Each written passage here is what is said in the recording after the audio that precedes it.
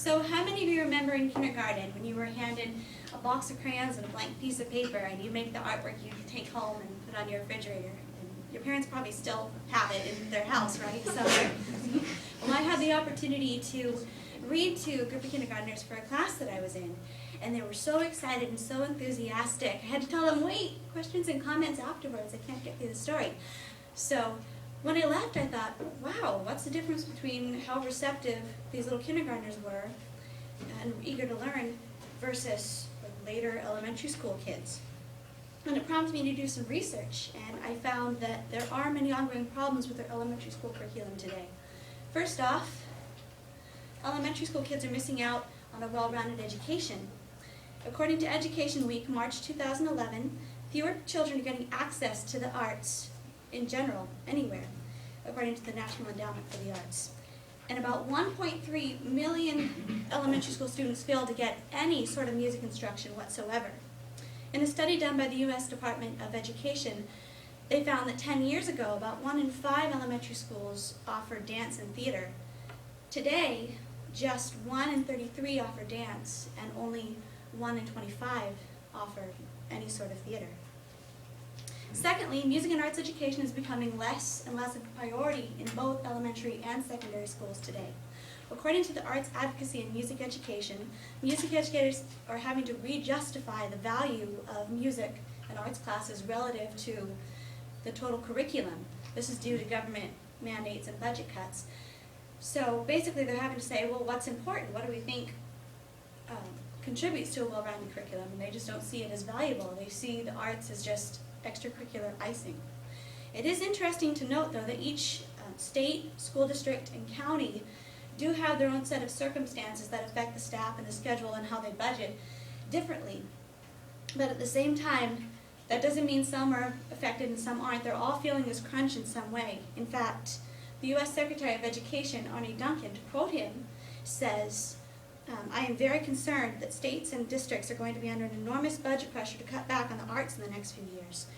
I've had this experience personally in high school. My high school had, my freshman year, had a choir. Sophomore year, it got cut, and then I ended up transferring to a different high school that has the last choir in the whole Lucy Mar School District. So, therefore, School Services of California should work to fund music and arts classes for all students in elementary schools. First off, the students would benefit in their studies. According to a research artist and Jeffrey Thomas, he found it through a controlled comparison. He found that CETA students changing education through the arts, who've had arts incorporated into their studies, showed significant improvement in the non-artistic academics, such as test scores in English and history, as well as their grades for effort.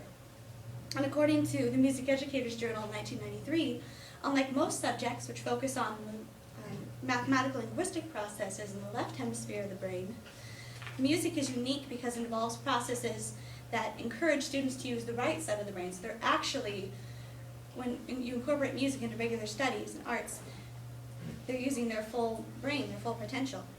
In an article entitled Music and Kids by researcher Roger Vinci, it states that incorporating music into young kids' studies actually increases their learning abilities and their memory skills.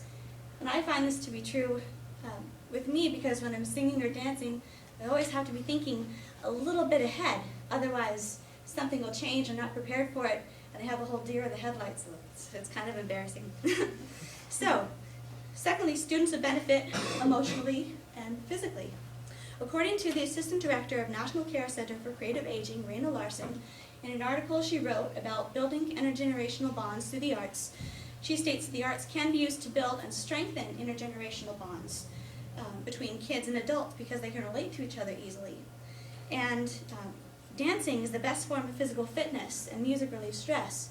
So through the arts, they have an outlet to release their energy and to be creative and relieve stress at the same time. So although some might argue that kids should be able to make their own choices, which is true, and that there are better venues for the money given to the schools, which there are a lot of great venues for the money given to the schools. Just remember that students need a well-rounded education to succeed in the 21st century. And that's coming right from the U.S. Department of Education itself. So picture a new generation of people who grew up affected and motivated by the arts. to achieve their fullest potential. Kids are more involved in their communities and more social in general, and that generation affected by the arts would also be more likely to fully invest in their future relationships, whether it's with a romantic partner or best friends, or even just strengthening their own relationships within their families. So what can you do to help improve the status of the music and arts classes in your local schools? First off, you don't have to donate money to make a difference. You can donate your time. Volunteer a couple hours every now and again in a local elementary school.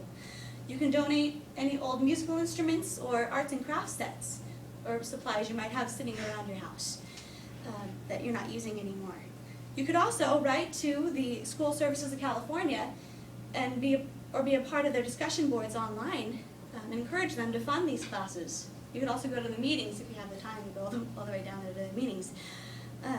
You can also write a letter to any special music or arts teachers in your area, letting them know what a good job they're doing, because they're really feeling this financial crunch, and they just need to know that someone really does care and that they're making a difference.